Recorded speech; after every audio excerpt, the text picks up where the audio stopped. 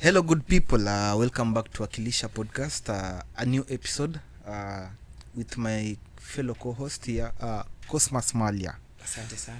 So karibu Kosi. Asante manze. Umekuwa aje? Nimekuwa fiti. Kuwait na kupeleka aje? Kuwait iko freshi. Weather kidogo inabadilika lakini alhamdulillah. Tunashukuru. Umesema bado pia jua unaipenda. Acha ikam tuone. Huwezi toroka. Huko huwezi hepa brother. Ikuje venye inakuja. Ikam tu venye itakam. Okay.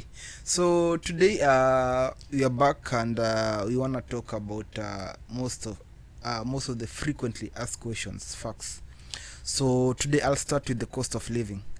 So the amount of money it takes to cover expenses like housing, food, healthcare. So what can you say about this one? Maybe tuanze na nini? Tuanze na housing because lazima mtu akue under shelter. Yeah, so, iko kwa cost of living bado.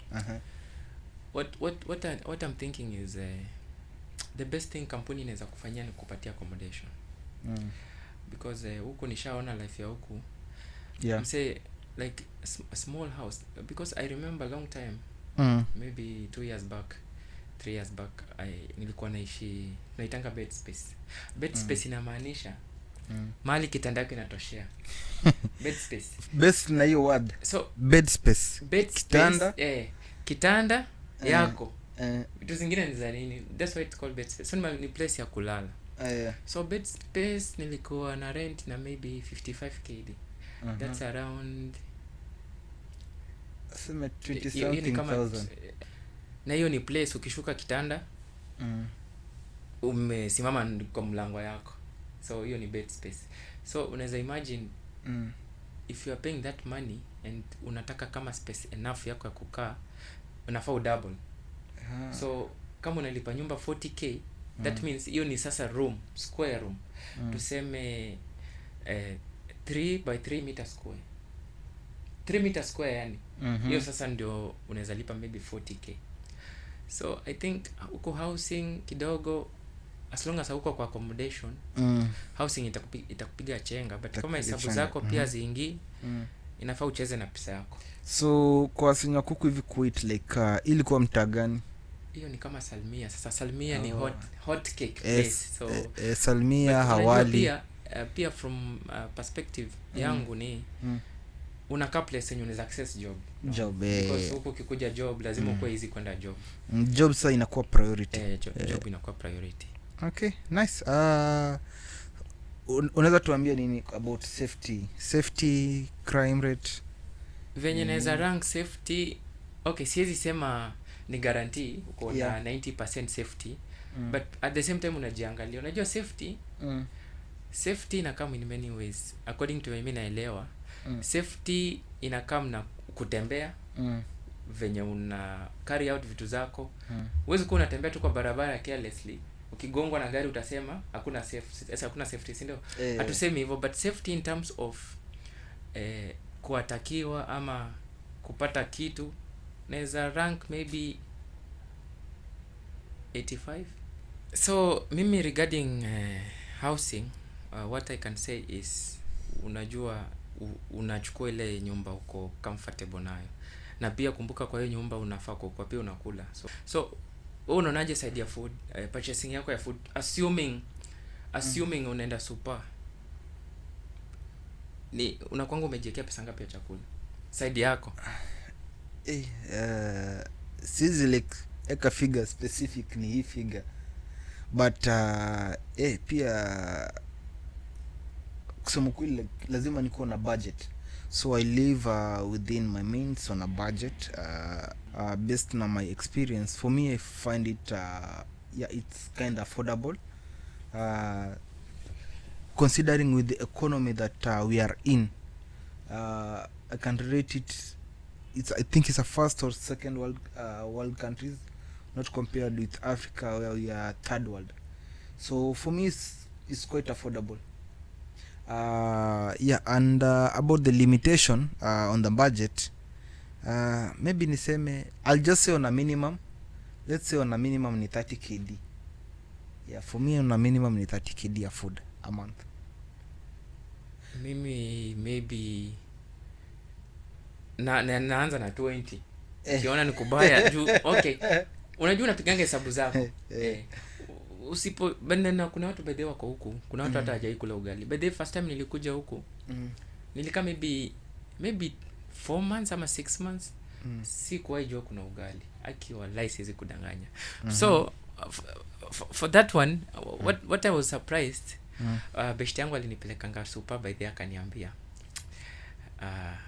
kosi unajua kuna ugali huku kuna unga ugali nikamwambia gani akaniambia unga ugali huku ni unga farasi kulamba by the way samolina that's the first time I know samolina samolina huku tuna believe ni unga ya farasi because farasi tuliambiwa zina feedingio unga but for us tunatumia kama unga ugali so until now sijaijua samolina inatokanga wapi but I believe ni from wheat I think that's why unaonanga tunaitanga ngano so na huko ukikula ngano sana si unajua tu kubus ngano chapati hizi vitu si diet but I saw like most of the people wanafinyanga budget because huko unapata ukiwa na half kd unaweza nunua chapati 10 unajua chapati 10 unaweza kula siku 3 but it's not balancing your diet venye unasema so kuliko hiyo pesa upeleke huko na niliona ukitaka kufanya shopping poa end of the month chukua 20 kd yako 30 kd yako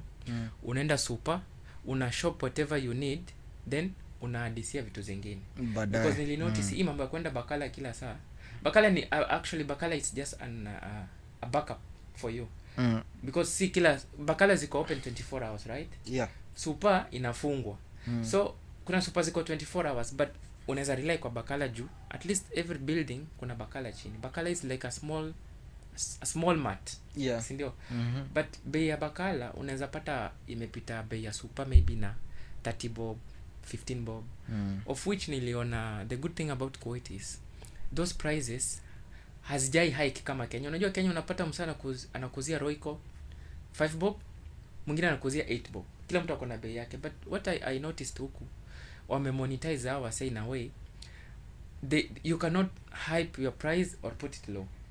Because price zote ziko the same. So hakuna vile utaniambia ati naendanga kwa ile bakala kwa sababu inauza cheap kuliko hii. Ukiona msana anauza cheap, by the time unaweza chukuliwa hatua because of just hyping something. That's why unapata huko kitu kama mayai iko standard. Mayai iko standard price unless ni super na bakala, of which niliona bakala zimepewa hiyo allowance ya kuweka price zao because pia wao wana source. So that's the good thing about this country as well. Niliona vitu chakula, vitu kama kuku. I saw like to buy 2 kitchen and in 2 chicken ama 2 whatever 2 chicken ni kitu kama let's say 1.5, that's around 800 shillings. 800 of which so of which okay ni kukuza GMO but hizo ndo chakula tunaweza pata. Those are the accessible foods. So I feel like ni rahisi kufanya budget yako ukibase on diet yako pia, but at the same time unaweza kuwa unaamua kwenda, kuna shops ni tofauti. Kuna kuku za Brazil, kuna kuku sijui za wapi, kuna kuku za Europe. So however mfuko yako itafikia ndo kitu utaendea. So huwezi hype do yako na kitu unaendea utapata inakunyang'anya kwa mfuko. Because I noticed pia huku life ya huku ni it's all about you. Ni unaamua. That's why nilisema kitu kama nyumba. Ukiona unataka nyumba kubwa, you have to spend a lot on the house. Ukitaka food poor, you have to spend a lot on the food. So what I believe ni ukikaa maisha middle class, maisha yenye unaweza afford is quite better because at the end of the day inafaa tukae tukijua mtu akiwa huku, most of the people wamekuja hii country, they have people back home when wana rely kwao. What one expect. So as much as unalipa nyumba huku hiyo that 27,000, nyumbani 3 bedroom unalipa hiyo 13,000. So at the end of the month you get yourself, you are spending like 50,000 on 2 houses. Hence hujafanyia shopping pia, hujajifanyia, hujajibaia kitu fulani, hujalipa bill. So there are a lot of things that zinakam na living cost ya huko Kuwait.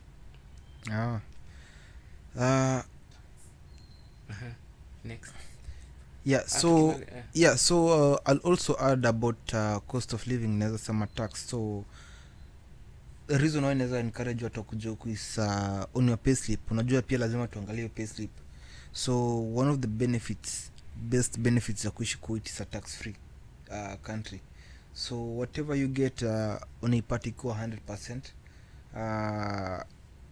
Being a tiny country, like they don't rely on taxes on taxing people to fund their economy, because the tayari wako na hiyo like mafuta, and they really export a lot of oil, so ni country pia ishaji stabilize kivyake. Haya, so the second question ningependa kuuliza about safety and crime.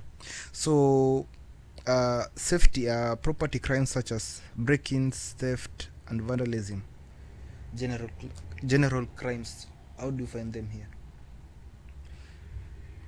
Sidhani kama nishaipatwa nayo, but I think pia safety venye tu iko, unajua your end day activities, mahali umetembea, mahali umekuwa, mahali, because at the end of the day we have a lot of involvements in a single day, so unaweza jipata point A umemalizia point C. So at the end of the day lazima uweke safety kitu kwanza. Watu wengi tuko huku tumenunua bike, si bike ya kuendesha like bicycle, wengine wako na bike, wengine wako na magari, okay, of which at the end of the day lazima uangalie safety yako in a way that unatembea aje, unafanya nini, unatembea na nani.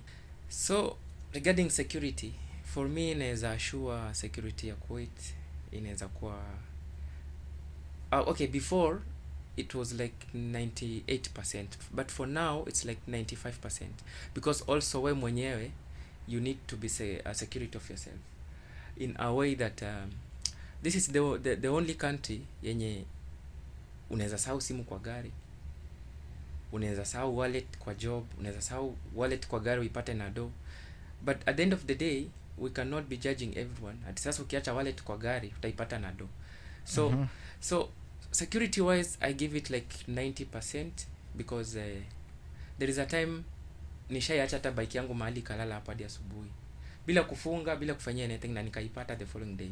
So security wise 90%, na I believe itaendelea kwa hivyo hadi for long term. Yeah, so pia mimi naweza assure si most of these podcasts zenye si tuna we shoot at night, so like kuna ile freedom, like at any time given time unaweza tembea without ile fear like kuna watu watakuja kuattack, kuibia.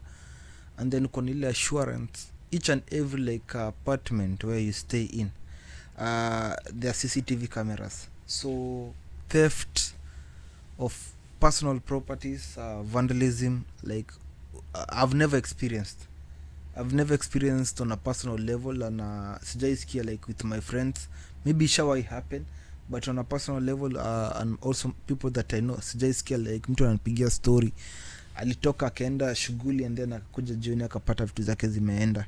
So it's a very very safe country, so this is one of the things that I'll give credit especially to the systems that working.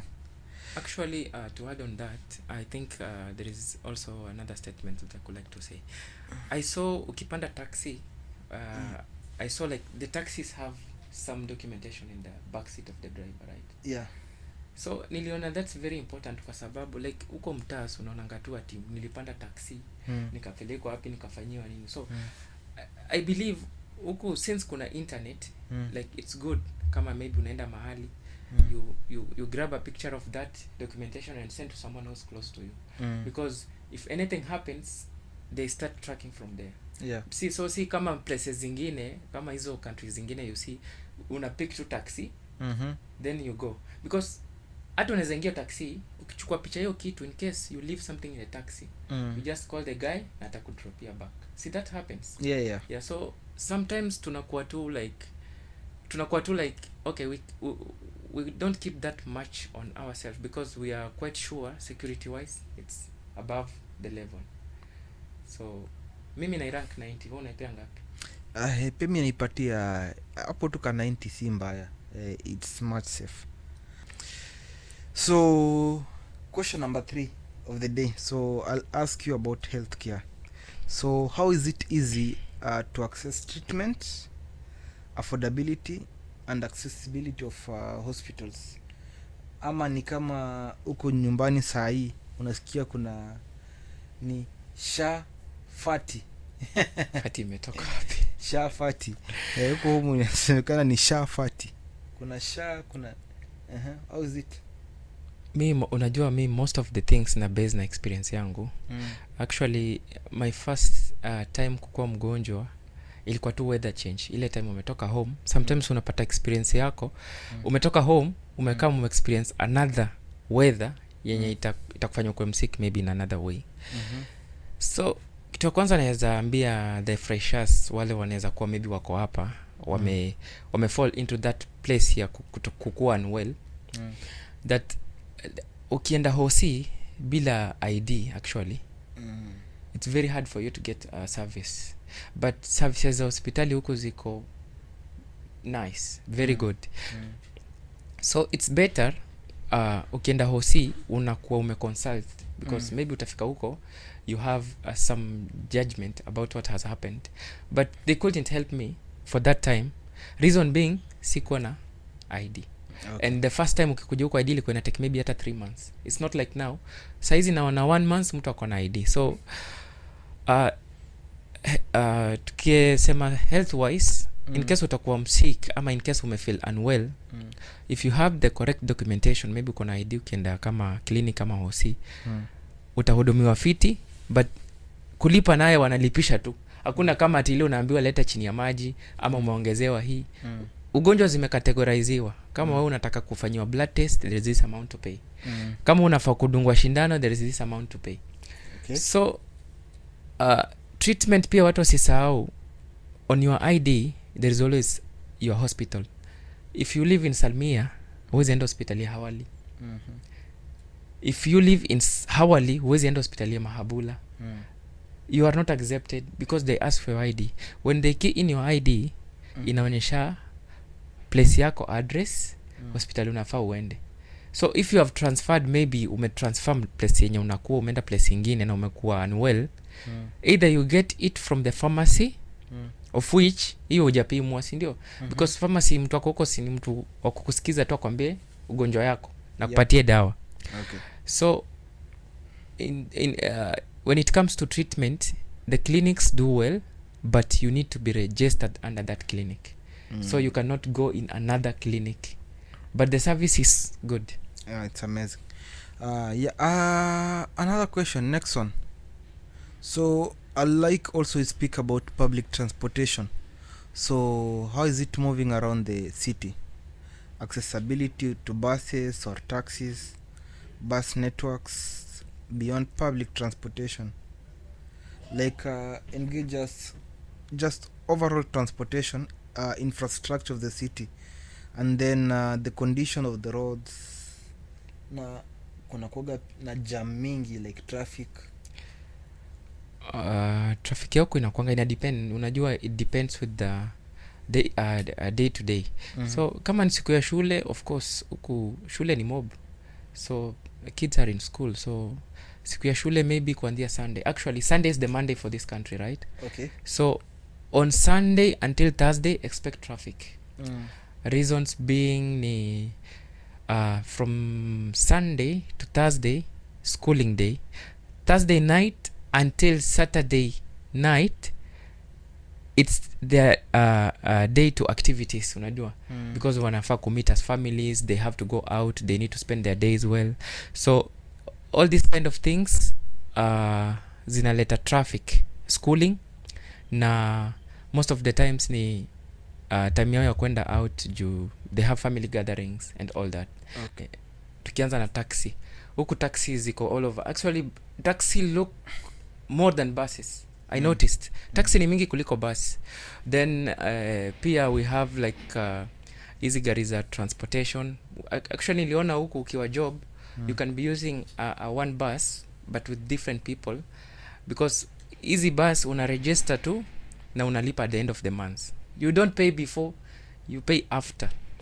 Then basi za barabara huku ndo niliona hata double decker za kwa Mkenya pia ziko.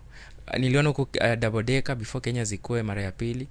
So I saw like buses, kuna buses kama kampuni kama 3, na basi zote niliona ni safi. I think wanaangalia hizo basi because hata ukiwa kwa basi unawezaona mtu ameangalia amekuja kuangalia risiti. Kama una risiti of course utashukishwa ama ulipe. Juu huku niliona hakuna makanga. You just go in the bus, you pay through the driver and you go to wherever you want. So once you get the ticket, you just sit down and you get to your destination. Na hakuna ati kusema tunalipa kutoka hapa mpaka pale. Basi you pay the same fare, the same amount, mali utashukia. The only thing ni uwezi rudi in the same bus once you are down. So once you go down, you can go back in the same bus, but you cannot take the same bus under the same company and claim your receipt. So there are different ways za kupanda hii basi because unaweza lipa cash, unaweza lipa na kadi, na unaweza register na kadi yenye there are routes. You can get all routes at affordable price, maybe 10 KD, 15 KD. Na there is one way unaweza get na 7 KD ama 5 KD, or you can be paying cash. Kama tuseme unaenda locations tofauti kila siku, unaweza kuwa unalipa cash. So niliona huko transportation ziko poa, barabara ziko poa.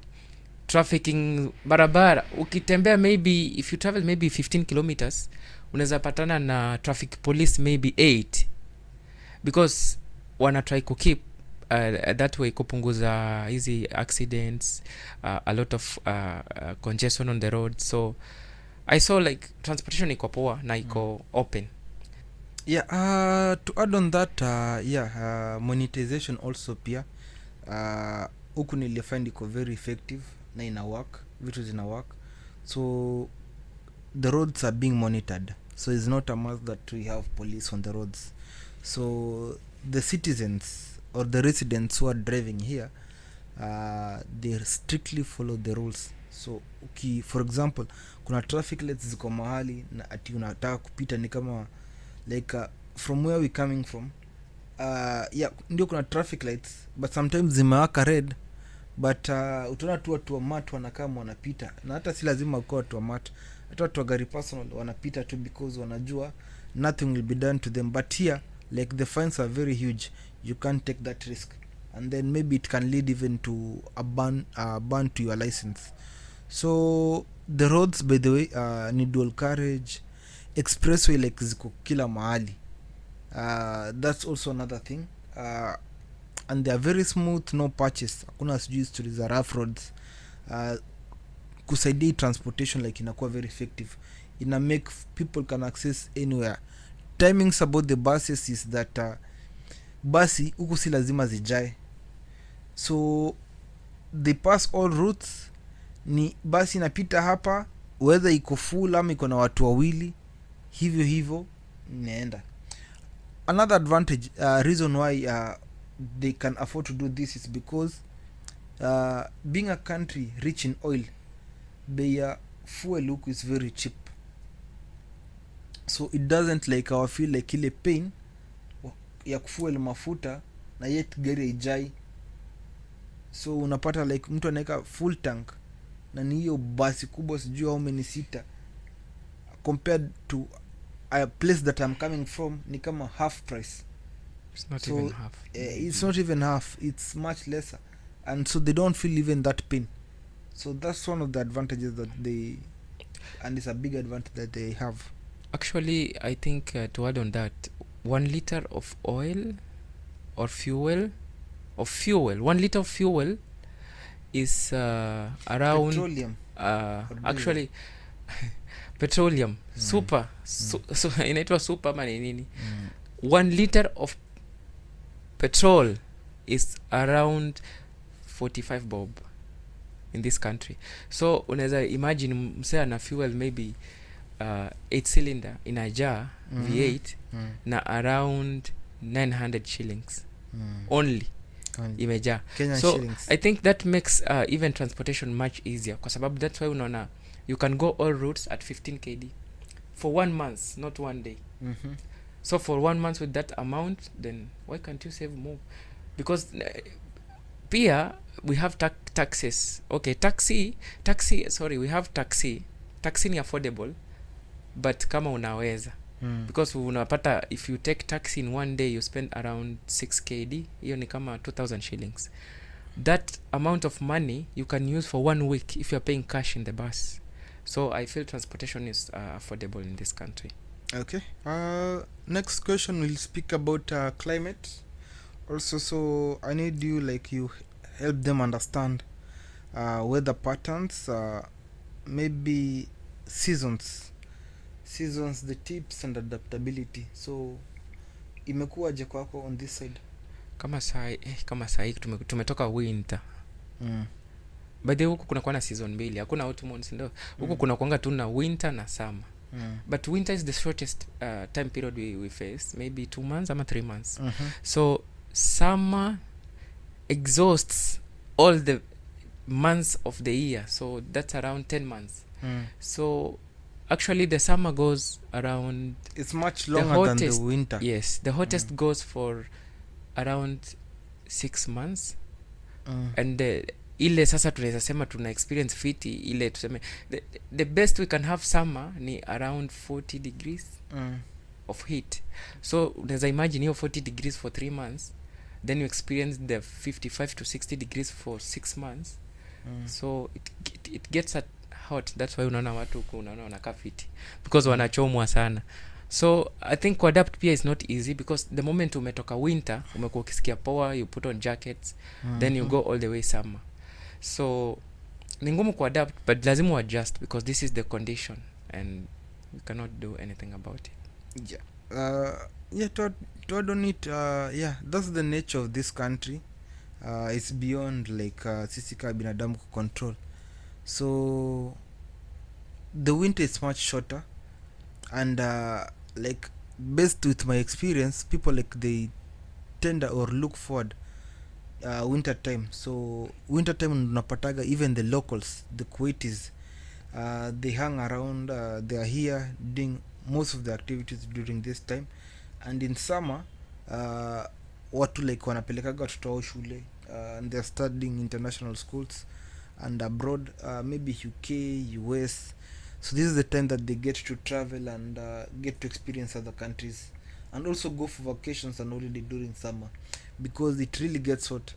Sometimes tunapitaga more than 50 degrees. Na ukiangalia also on the negative side, for human health sometimes it's not good. Being in this kind of temperatures for a very long time inaweza kuaffect in terms of respiratory system yako, breathing system yako inaweza kuwa affected. But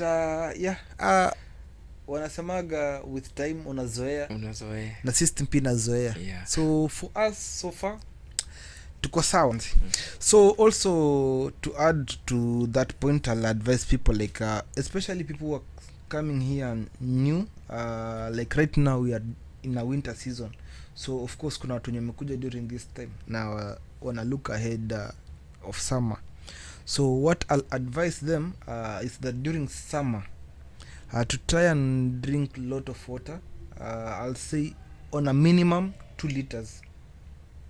And by the way, another advantage of this side is that water is very cheap. These are one of the basic needs. So try and drink lots of water, just to stay hydrated and to make sure your health.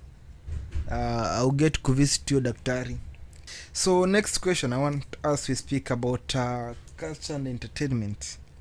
So help the people understand citizens' social behavior here, beliefs, ideas, customs.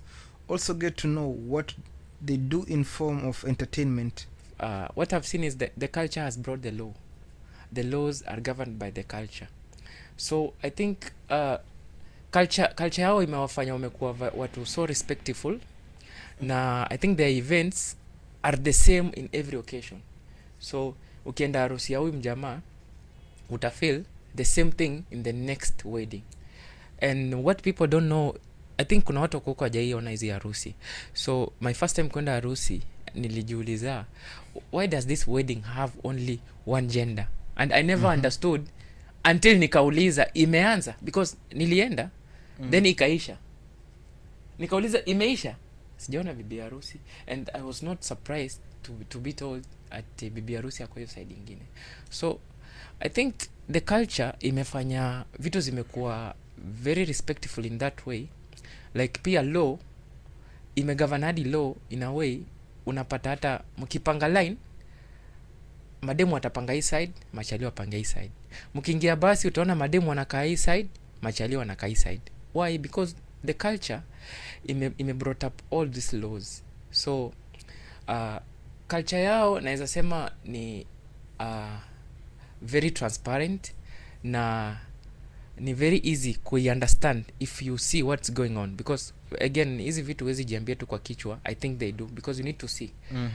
Like hizi stories za harusi, hizi stories za sherehe na sherehe za huku. I think watu wamekaa huku wanaweza sema sherehe za huku si kama home ati utaweka pot pale chini mweke mrija ndani mvurute kitu yenyu mvute. Okay, huku niliona kuna shisha, but shishas are just for flavors. Unataka apple, unataka strawberry, unataka nini, you enjoy, but you don't have to go. You should be always on sober mind. I think the only drug nimeona huku ni kahawa. Coffee is the only drug I've seen in this country. And as baristas or those people who work behind the counter, they know the benefits of coffee. So there are the benefits. I think we might discuss that later. Na hiyo ndo kitu nimependa kuhusu hii country. Then there are a lot of drinks, there are a lot of food. Ukienda kama event unapata mnakula tu pamoja kwa sahani moja. On one platter. Na these events are the same as I have said. Ukienda event, the next event will feel the same. Harusi zinafanywa hivyo, it will never change. Sijui pete wanavalishana sangapi, but what I've seen in harusi is like that. Na utapata harusi ikifanywa, there are a lot of activities they carry on. Since the Middle East people love cars, you'll see a lot of driftings, you'll see a lot of different cars. Gari yote ushaitamani kuona, gari yote ushaisikia, I think utaziona kwa hizi harusi ama time kuna any other event. And what I like about these weddings or this kind of ceremonies is the food, the way they dance. Unajua hiyo experience tu ndio mimi wanibamba. So what do you think about the culture? Yeah, culture for me, I appreciate place kuna culture because in our make live under some certain laws and order. Yeah, but also respectfully, like kama unaona Kuwait, ina bring a lot of respect. Even for example, it affects in everything and every area, including hata transportation. Venye tu umesema, it's hard sana uone for example different genders, a man and a woman wanatembea kwa barabara wameshikana mikono. Yeah, just because because of the culture inamaanisha wana respect the other people who are also like for example wako visible kwa hiyo barabara. So watu wanaishi like in a particular way, in an orderly way. Dressing code in a respectful way, like hakuna like sijui watu wana underdress to tempt or make other people like feel in other particular ways. So ina bring ile like ni humility fulani na unity fulani na kubehave in a certain way, of which for me is a good thing. Inanifundisha also like a certain discipline of how I get to associate. So like for me, knowing that if I'm going to a certain place, this is how I'm supposed to conduct myself, and it's a really good thing. It's a really good thing. Yeah, that's true. Though I think we have had lots of stories about the current happenings, of which I think we might tend to be hiding a lot of stories, but I know everything can happen, anything can happen at any time. Maybe some new people who just maybe who are just coming or who just came, sometimes tunaweza jipata tuko misled, or sometimes tunaweza jipata we have our own opinion or our own view of things. So we get maybe to know other people, and then we are thinking about, because at the moment unakuja huku unapatanga, as we have said, the culture huku it limits most of the people wenye tunatoka other countries, because see, our culture as Africans is very different from this culture. Like the most ceremonies we carry in our homes, you can see how we set up the ceremonies. We have DJs, we have drinks, we have things to consume, but ukikuja huko at the end of the day utapata sherehe, kitume consume sana ni chakula ama shisha ama fegi, si ndio?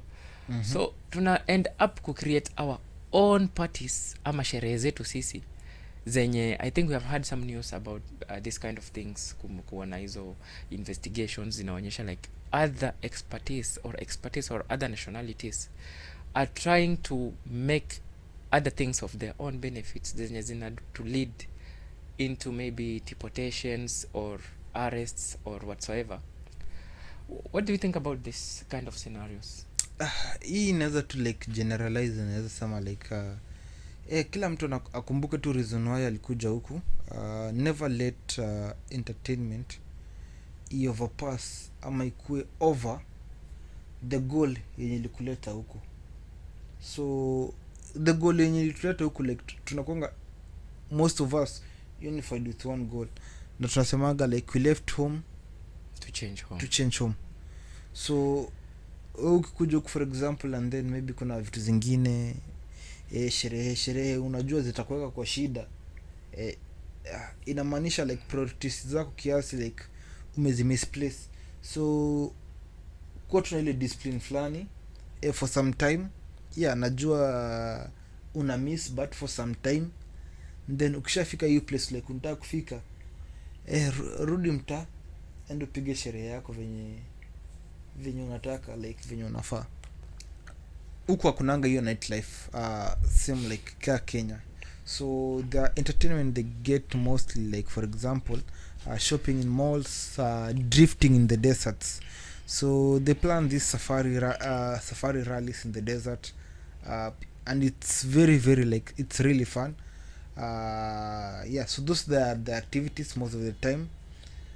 Also other like for example football, hizi activities zingine, whatever you get fun in like as a person. So another question nataka tuongelee ni about religion. Tunajua this is an Islamic state, what's in the country. So I want you to speak about freedom of religion. So what are your experiences about religion kwa hii area? What I would like to say about religion is, I think when it comes to Islamic religion, first people look at the dressing code, how you present yourself. I think this is the first thing I've seen about Islamic religion, that huwezi pata mtu amevaa design yake alafu anaongelea about Islam, because Islam starts from how you dress, how you look. First lazima kuwe presentable. You cannot expose any part of yourself. That's what I know about religion. Sisemi kichwa ama mikono ama miguu, but any other part yenye si exposable.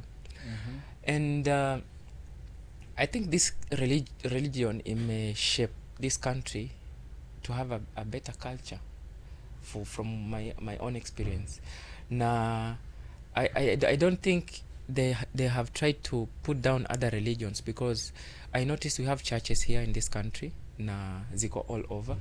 I think kama if you're in this community groups, there are a lot of people they are sending the WhatsApp join groups or whatever, or messages.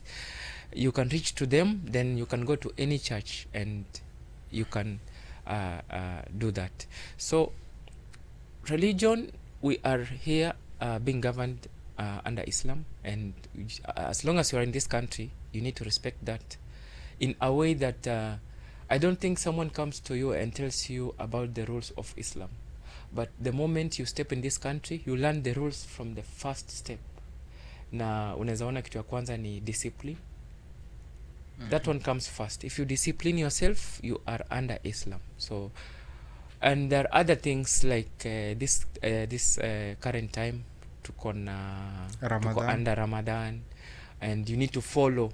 Ukwe wewe ni Muislamu, ukwe wewe ni Mkristo, ukwe wewe ni any other person, you cannot do anything in public against Islam as the religion. So this kind of things you need to follow as long as you are in this country, and I believe that one shapes the culture of this country. Yeah, another question I want us to speak, it's about salaries. So, yeah, anything you can tell about salaries? Salaries are different depending on the job description, but Okay. at the same time, you might have different salaries under same job description. So I think sometimes watu kuwa na different feelings towards the salary. Same example, umeapply job, umepewa job huku kutoka home na assuming 50k, Mm-hmm. unakuja under the same company, under the same department, mtu analipwa 80k, the same job. So I think venye tu ulitoka home ukaagree offer letter yako, ukasign, ukakuja kupewa hiyo kazi, unless umepewa a job that persists that one, that's when you need to claim about your salary. But unafanya everything as per job description, I think you just need to accept your salary. At the same time, you cannot compare your salary with someone who's working in a different company who's getting maybe double of your salary. So I think that one comes when it comes to offer letters and offer letters na naitwaje, contract. Offer letters na contract. So if you sometimes unapata, okay, we go through agencies, offer letter has a different salary, but when it comes to contract it has a different salary also. Those are the things zenye zina affect watu wengi, but at some point you cannot change that one. So the most important thing to accept or agree with is the contract. Contract nitakulipa. Offer letter can have any salary, but the contract is your salary finally. What about you? Yeah, I think salaries, what I'll comment about salaries. Salaries, you just, number one, remember what you are sent, offer letter, from where you coming from. So, in this scenario, tunaongelea from Africa, umetokea Kenya. So, whatever they sent you, they also must have sent you your roles that you're coming to perform. So if you're performing your roles and getting the salary as per your roles, even if umekuja umepata like kuna mtu ana perform also mko on the same roles, being like on a different salaries, I don't expect like ucomplain, because kila mtu like alinegotiate on his end. Mi nikifanya negotiation yangu au kukua, so wewe ulikubali terms zako venye ziko, so hauwezi fika hapa then unaanza kuchange ati na mbona mimi napewa hii kazi na kuna mwingine anapewa hii kazi na pesa yake ni mingi kushinda yangu. So you just accept things how it is, and I think comparison is one of the things that kills people's morale here most of the times, because watu wanakuja huku wana realize wanaanza kujicompare na wewe unalipwa ngapi na unalipwa ngapi. By the way, you did not come here to do thesis. Ulikuja, ulikubali contract yako iko hivi na hivi na hivi. Do put in the work, keep on putting in the work. If itafika time managerial ama whoever those are in charge, they feel like they need to add you more, whatever value you're putting in the company inafaa kuwa appreciated well and good. But if haitawahi happen, you also have the choice.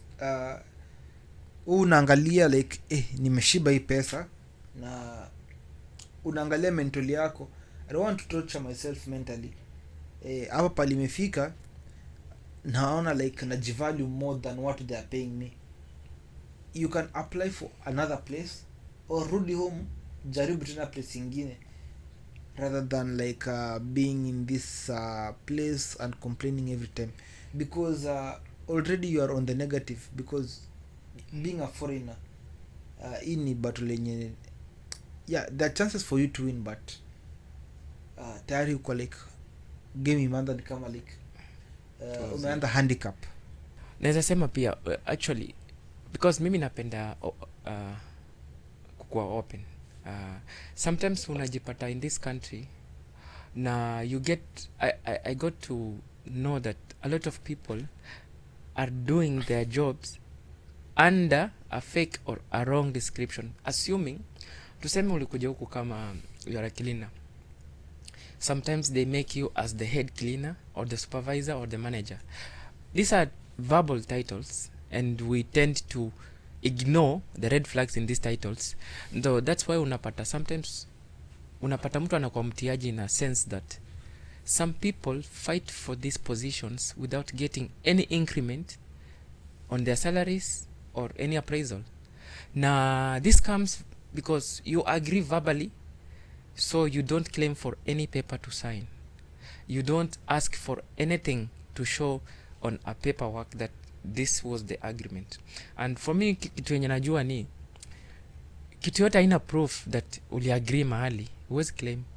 Na this kind of things kuletanga scenario job. Maybe there's sometimes kuna envy, kuna fightings ndogo ndogo, tuseme kama mnaishi nyumba moja ama mnajuana, unapata maybe your fellow colleague who is a Kenyan like you is trying to fight a position because maybe you are thinking you will win this position for overworking or for doing extra jobs, because sometimes home, unajua home kuna kwa na favor. There are a lot of favors at home. Mtu akiona huyu jamani hard working, huyu ni kama tutampromote kwa chef hata kama ni cleaner. But in this end, if you try to show what you can do, they make you do it for free. So this is not a lie. I think it should sink in our Kenyan people that anything that you want to do as an extra effort, you need to agree on a piece of paper. Na this kind of things without agreements, unapata maybe job watu wawili wote wana fight hii position. Na tuna end up kurushiana mishale, unaanza kusema, that's why unasikianga story mtu anasema hata watu wako wenyewe wanakuchimbia kaburi. Because we are rushing for this thing without a paper. Because huwezi niambia mimi napewa karatasi ya manager au napewa manager na the same person. Yeah. Unaona? Because wewe ukipewa mimi nitakuwa nimetulia. So the moment you ask for a paper is the moment mnaanza sasa kuweka hiyo separation. So in any case umepromotiwa ama umepewa appraisal kidogo, please try to ask for a piece of paper ndio ikuwe rahisi kufanya mambo yako. Na hii kitu ina affect watu wengi sana job. I believe so. Na this kind of things brings frustration to work. Na tukianza kuongelea vitu kama hizo zina to bring back to mental health now, because utakuwa unalala unasema hii kazi yote nimekuwa nikifanya for all this time, siwezi ongezewa, siwezi pewa. Because I believe Kenyans are the only people who never work with titles. Hata ukienda kampuni mingi utapata mtu anajiita manager, but analipwa mshahara ya mtu mwingine analipwa kama yeye kama supervisor ama whoever is on the ground. Na they are good with the titles, but for us as Kenyans, I think we believe in first what you give us to give you the extra energy that you need. So paper, tuitishe karatasi kila mahali tunaenda. I will deliver this. Will you do this for me? That agreement I think inafanya kazi na kwa very swift and clean. So tukiongezea story ya kujipatia extra work, from what I know, same thing kama unaishi apartment huko mtaa, ukipaka tu gari yako tu, so jana making sure hiyo gari imekaa hadi mali gate inafika. The moment utashuka chini upate maybe mtu alifunga gate ikakwaruza gari na soja kukwambia, you start to ask that guy, na mbona hukuniambia jana? But hiyo kazi hujaimpea, umlipangi, anakufanyanga maybe for favors, maybe sometimes unachanga hapo so 50 unamsalimianga, so maybe to some extent alikuwa na stories zake akaacha kukwambia hiyo siku. So the moment utapata a scratch on your car, you start asking that guy. He's not the one responsible, he's not the one accountable, but you have no reason to ask kama without agreement. So this brings us back to giving extra energy, assuming watu wamefunga job, wameenda home. Sasa wewe umejipea kazi because maybe sometimes you want to prove yourself to the big man that you know what you are doing. When ule mtu watu akifunga job, unafungua fridge, unapiga picha, unatumia mzito. There is one time utakosa kufanya hivyo. And that will be your fault. Assuming huko tunajua wote baladia. The time tu utakosa kufanya, this is the time baladia watakuja wapate makosa. And this will be your responsibility now, for which you have done something that you are not paid for. So I believe ukiuliza karatasi, you will be doing that for every day. But ukifika mahali uchoke, sasa hiyo siku ujangalia fridge, and the following morning is the time kumpatikana na ngori, you are the one accountable. So you cannot run out of it. So the moment you start doing more than what you need to do and you stop doing, that becomes your fault. And I think akunanga there is no discussion about that. You are always asked, Alucheli, wewe ndo unafunganga mlango wa mwisho. But they've never given you the responsibility to be the one closing that door in the end. You gave yourself, so you need to do it. So what I believe in is you need to agree on anything that you'll do aside your contract. Kila kitu lazima ikuwa appreciated and rewarded. So work ethics, financial mistakes. I think for financial mistakes, work ethics, I think mtu adjust na kulingana na venye environment ina mfavor ama venye na adapt na place. Na when it comes to financial mistakes, what I can assure these people watching is that 60 to 50%, nianzie nyuma 60 because ukisema 50 to 60, not just kutoka nyuma kwa sababu tunaenda tukipungua, because also we are learning from our people who are telling us the other stories. So from 60 to 50%, we all fall under this financial mistakes. In a way of overspending. Kuna mtu tu akipanga vacation yake. Unaweza okay, actually ukitoka huko juangi ukienda vacation utarudi ni which form. There is that time of corona, unakumbuka? Corona hit very hard. There are people who went to vacation 3 days to corona, closure, 1 week to corona, 1 month to corona, na wao watu walika home more than 1 year. I think it happened. Na kama ulikuwa umeenda home vacation, kabook nyumba yako huko Kilimani ama whatever mali mnajua Runda, watu mnakanga nyumba kubwa kubwa, you know the places. For me I don't know. So I think unafaa ujieke limitation yako kulingana na mfuko yako. So financial mistakes zinakujanga hapo. Sometimes unapanga kufungua biashara na ujui kama una backup plan. Unaenda vacation, unaamua kulipa nyumba mahali maybe 60k for 1 month. Yet maybe uko na mtoto anasoma, uko na wazazi, uko na nyumba yako ya kulipa rent pia, uko na whatsoever, unafanya vitu zingine. So these mistakes we fall under them, but we should be not quick fast to judge other people, because pia watu wengine zinatupata bila kujua.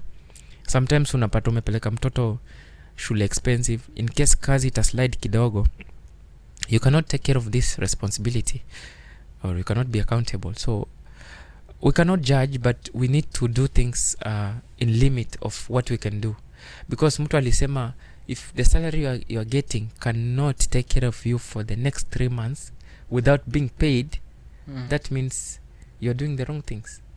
Unaona, mtoto wako akiwa shule na unaishi kwa nyumba ya mtu unalipa na unanunua food, your salary should be able to pay for your son or daughter or kid for 1 term, pay your house for 3 months, and buy you food for 3 months, because this is the only period of time mtu unajipea kutafuta job ingine. Ukikosa job in 3 months, that's a red flag for you. So this is the only advice nishaipata na nikai consume na nikaona inasaidia. So financial mistakes I think inapata watu wengi, but most of the people I know, me being among them, we learn from our own mistakes, because the mistakes mtu mwingine atafanya zitakuwa totally different from za mwingine anafanya, but we have other things that tunafanya the same. Tuseme kubuy gadgets, kuspend kwa vacation, kuspend dough kwa whatever, food, house renting and all this. I think ina fall under financial mistakes. On financial mistakes, Chemina as a add is about mina sema like excess expenditure, especially being from Africans. I believe most Africans, they do pay black tax, so sometimes you end up oversending, of which later maybe the people will never appreciate the time you are sending. So I think we should put discipline and limitations as much as unatumia watu, of which I'm not condemning. It's very important to support them, but also make them also understand that the money that you're getting, it's not coming with ease, so that they can understand there's a limit. Nikikutumia hii ndio iko. And then I'll also add about living beyond our means also, being a country whereby we are able to access, for example, gadgets iPhones they are all over. Sasa ukisema unataka kwenda na trend, sasa hiyo unataka kukimbizana na iPhone 16 Pro Max, you can just get for as little, because the same way we have lipa polepole home, there's a lipa polepole, another system here in Kuwait without tax. And yes, as much as the gadgets they're cheap, the phones, the laptops and whatever, if you fall into those traps, you'll end up overpaying than the actual price that was intended for that item to be sold, and it will lead, for example, for you to be in a financial crisis. So vitu kama hizo, kuangalia like unaishi tu within your means, not taking unnecessary loans because ziko accessible. Yeah, na like as you had mentioned earlier, for example, transportation, Kuwait, public transportation is one of the cheapest, irregardless whereby unashukia wapi ama unashukia wapi.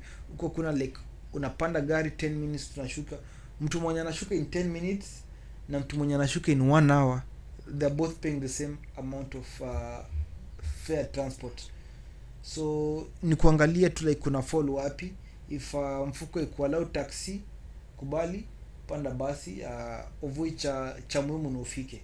So another topic I want us to discuss is about job security. So help us understand the nature of jobs in Kuwait in terms of assurance and longevity. I think it's not guaranteed that whatever you sign in your contract will come to final as in a layman's language. Because I think tunakujanga na ile mbwembwe za mimi naenda miaka 5, mimi naenda miaka 2, na kuna watu jiekea mimi after 2 years nitarudi home. Hiyo kitu naweza sema kama roho yako inaweza ongea, ongea tu na roho yako, usimurikishe. Ongea tu na roho yako, because I believe the financial mistakes falls under that. Sometimes unajipata you have done against your will. But when we go back to contracts, ile tuseme guarantee, umesign contract 3 years, unapiga hesabu yako 3 years, to an extent you might go more or less or lesser. In a way, uwezi jua nini ita happen kwa kampuni, uwezi jua pia nini ita happen na wewe. Sometimes you want to change your job, because sometimes kuna jobs uwezi fanya for 2 years, yes, maybe zimekulemea, na kuna jobs maybe inakuwa better than that, ama unaweza kuwa transferred in any way. So I think it depends with your employer also, or you, because you might end up changing your job, or you might end up losing your job, or you might end up in another situation.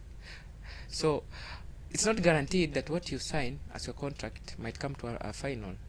That's in a way that we talked about this kind of scenarios that happen regarding deportations, or umefanya kitu job, maybe umetumia mkono mrefu, maybe involved. There are things that are prohibited in Kuwait or in Middle East countries. First that looks funny, but it's very awesome. You need to take care of this every time uko mahali. Sisi, back in our homes, we know eye contact is the most important thing that you need to maintain. Yeah. But once you come in this kind of other Middle East countries, you make sure that your eye contact is very transparent, that ukiangalia mtu unamwangalia in that perspective of maybe you have a conversation about something, but not like you are looking for other reasons. In a way, staring is a certain thing in this country that you need to take care of. Another question is the plan post-contract. So options beyond the contract, example, renewal of contract, such of new job or exit plan. Unaweza na exit plan. Exit plan unajua involve not as much energy as you need when it comes to renewal of contracts and whatsoever. Okay. So renewal of contracts tukianza na hiyo ni under the same company. Change of job ni unabadilisha kampuni, or you want to change your career. Na we have the procedures to follow. So there are things that you need to understand. So hizo unaongea na kampuni yako ama mwenye ashaibadilisha na kusaidia nazo, but these are the things that zinakwanga hadi kwa contract. The other thing is let's talk about exit. Exit, if you have done until your contract, there is things like indemnity that you need to follow the correct procedure to get your indemnity, because some people end up losing the indemnity. Indemnity is the money that you get after your contract is done. Sindio? Yeah. Benefits. Na ukiexit, that means unaenda country yako, right? So una follow to the right procedure and you come to the end. So what's the plan post contract? What happens after ushamaliza ile contract ulikuja nayo? What's the plan? Kama ulikuwa umejiwekea limit ya as per your contract maybe 2 years, you can decide to renew your contract under the same company. That means you want to start another contract but under the same company. There are procedures you need to follow. As well, you can decide to change your job. That means you need release from your previous company to go to another company. There's a procedure to follow that. As well, when you are changing your company or your job or your career, there are things like indemnity. This is the money that you need to get after your contract is done with your previous company. As well, after your contract, you can decide to exit the country kama umejipanga, ama if you have other things to do, maybe in your own country or if you are going to another country. So kuna procedures zinafuatwa, na the moment una change kampuni ama una exit country ama kampuni, there's this money tunaita indemnity of which you need to get, and there's calculations to this money. So this kind of things, kuna procedures inafaa you understand, ufuate, na utapewa kila kitu yako kienda poa. So another question about residency. So how can someone be safe in terms of residency here in Kuwait? I think when we say about residency, what comes in our mind is about the stay. That's a valid stay. That means you are valid to be in that specific place or country. So that comes to the name visa. So visa is your civil ID. So I think on our civil IDs there are expiry dates. So once that ID surpasses that expiry date, that means your residency is invalid. That's why utapata unasimamishwa na karaa na kuuliza ID. So the only reason kuuliza ID ni anataka kuangalia if you have a valid stay in this country. And now niliona wameka biometrics. I think sahi walifunga biometrics.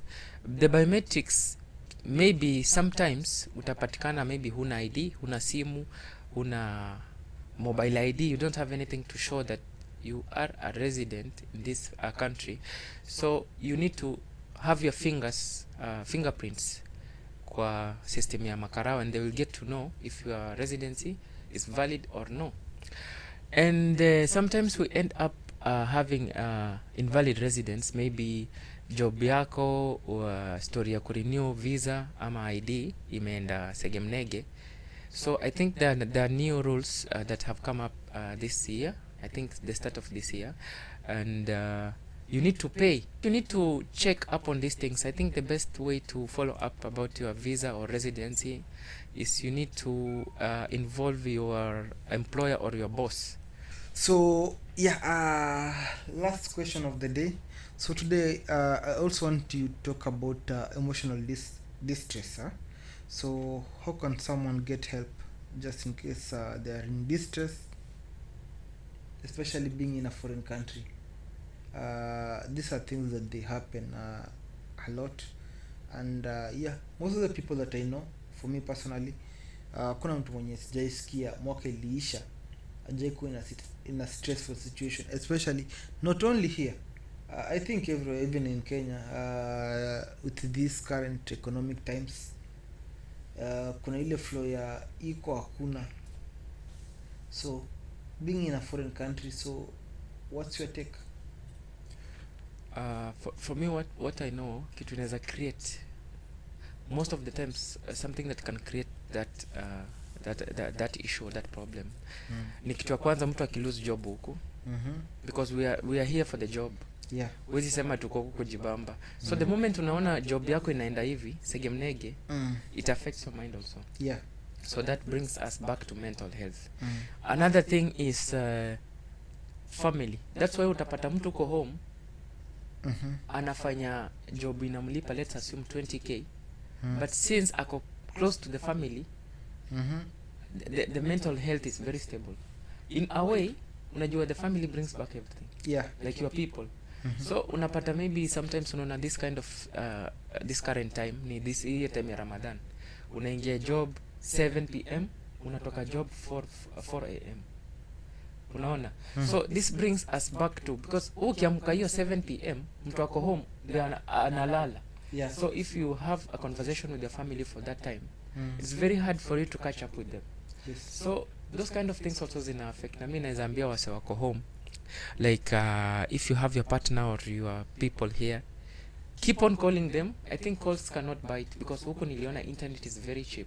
Yeah. It's not cheap, but it's the way of life, because you need to have internet in the end of the day. Okay. Because huko calls we do WhatsApp only. It's very hard to find local calls, ati mtu anakutafuta local call once in a while. So kama msako home toka kwa huku, keep calling, keep conversing, keep talking to these people, because huku ni job, nyumba, job. That's why sometimes tunapata sisi tunajipea hii kazi ya kufanya kitu kingine, but job kwa nyumba, job kwa nyumba. So you need sometimes extra activities, maybe mtu akupigie, utoke uende ucheze, ufanye kitu wenye inakubamba, you travel along, ufanye vitu zingine. So mimi kitu naweza sema tu ni keep your people closer when wako mbali, because that's the only thing they need from you. Yeah. As much as wanaweza kuwa wako sawa because maybe wako na do, but wanataka tu kukua karibu na watu wao. Na in case una feel maybe you are down, you need someone to talk to, you have people. That's why you need close friends who can help you, friends you can call, people you can ask for help. If you really need this kind of things, I think we have our previous episode about John with mental health. Yeah. You can go check on that video.